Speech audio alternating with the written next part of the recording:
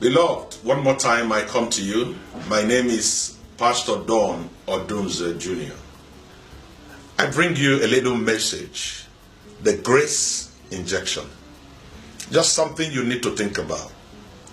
Ephesians chapter 4 verse 28.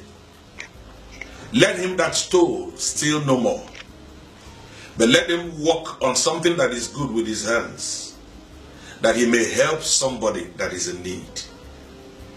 Another version, the Message Bible says, do you make ends meet by stealing? No more. Do something so that you can help somebody who is not working. Another version will say, are you a thief? Stop stealing. Rather, do something with your hands that you may help somebody that is in need. God's purpose for you in that thing you are doing now is to be a blessing.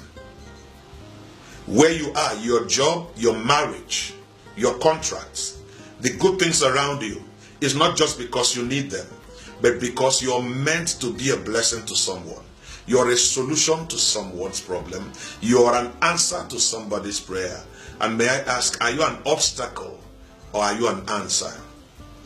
A lot of projects are abandoned because someone diverted the funds that should have paid somebody's school fees into his own building to buy a car, to do this and to do that, while there's someone somewhere whose life depends on it.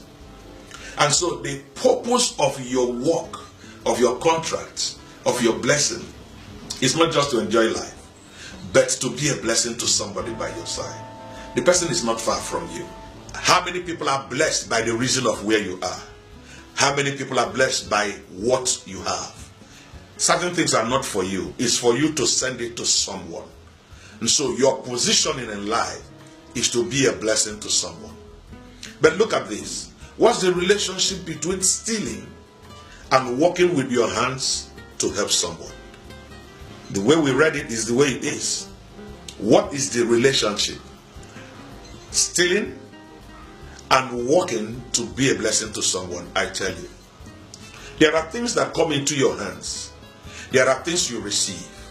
They are not meant for you. They are meant for someone. But because these things are valuable, because these things are expensive, they are too good to be given out. We want to use it first before we can give it out. But they are not meant for you. You are just a passage. You're just a messenger. You're just a channel so that it can pass through you to the person who needs it, because the person is not positioned to get it. Every time you're holding something back, you are stealing from someone. To you, it's a luxury. You can do without it. But to someone, his life depends on it. Go through your wardrobe. There are clothes that you have even forgotten you have. If you are in custody of such things, you are stealing from somebody's destiny. There are watches you need to give out to someone. There are cars parked you need to give to someone. There are things you are not supposed to be in custody of. It should have been released to somebody who will celebrate it. Every time you are with these things, you are in custody of stolen products. You should be arrested. No matter how rough things are for you, it's not an excuse not to be a blessing. Are you a thief? That's the question you must answer. My good friend, Pastor Edwin Bible, taught me something, and he said, the mystery of the Canaan land is not that it's a land filled with milk and honey, but it's a land that is flowing with milk and honey. It flows. When you keep honey, it will congeal. When you keep milk, it will congeal. But as long as it's flowing, the use is coming out.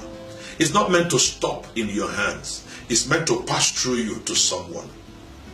You are an answer to somebody's prayer. You are a solution to somebody's problem. But may I ask, are you an obstacle? Every time you withhold blessings or good things, every time you withdraw, every time you hold back something you should have given to somebody, my brother, my sister, you are stealing. Are you in custody of stolen products?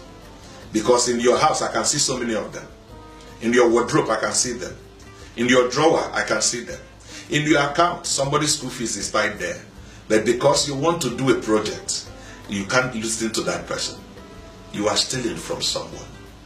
Somebody is depending on you. May I ask, are you a thief? Think. God bless you. Share this to your friends. It will be a blessing to someone.